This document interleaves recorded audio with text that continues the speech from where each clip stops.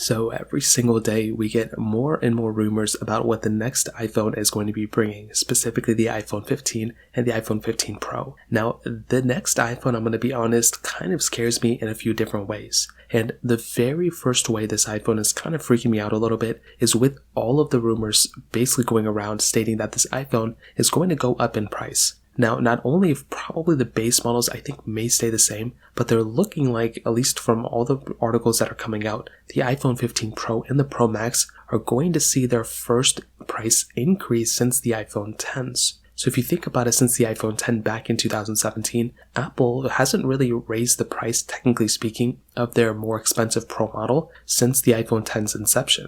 That iPhone was pretty much the first Pro model iPhone, and I think that is a pretty interesting thing. We've seen a lot of other phone manufacturers increase prices and kind of adjust them. Apple themselves have already increased price tags of some of their iPhones, including their iPhone SEs, their iPhone 13 to 14 if you kind of think about it, or the iPhone 11 to 12. That was kind of a price increase as well. So in this case, it's looking like Apple's going to be doing the same. I think it's probably going to go up to $1099. We saw the demand of the iPhone 14 Pro, how those things sold well, and supply and demand. So Apple's going to go ahead and increase the price tag of the iPhone 15 Pro, probably maybe by $100. Hopefully it's not more than that, because if it's more than that, then that's probably going to be a big issue. But another thing that kind of freaked me out yesterday was a rumor stating that Apple is probably going to put the thinnest bezels on their iPhone 15 Pro than on any other iPhone, but looks like any other phone ever made. Now, to be honest, I actually do like a little tiny bit of bezel on the iPhones, and I think the bezel that's on the iPhone 14 Pro is perfectly fine. I think it doesn't need to go any slimmer than that, and the reason for that is because, for one,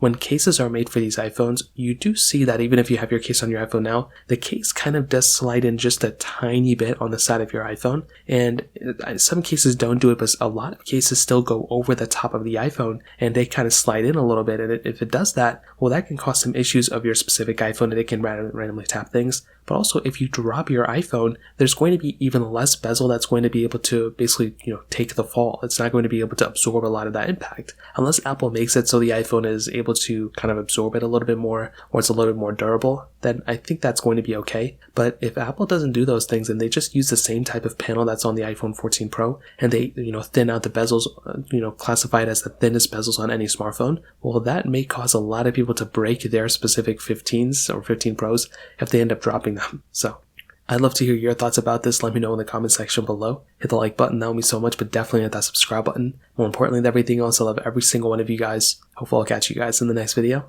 Peace out till then.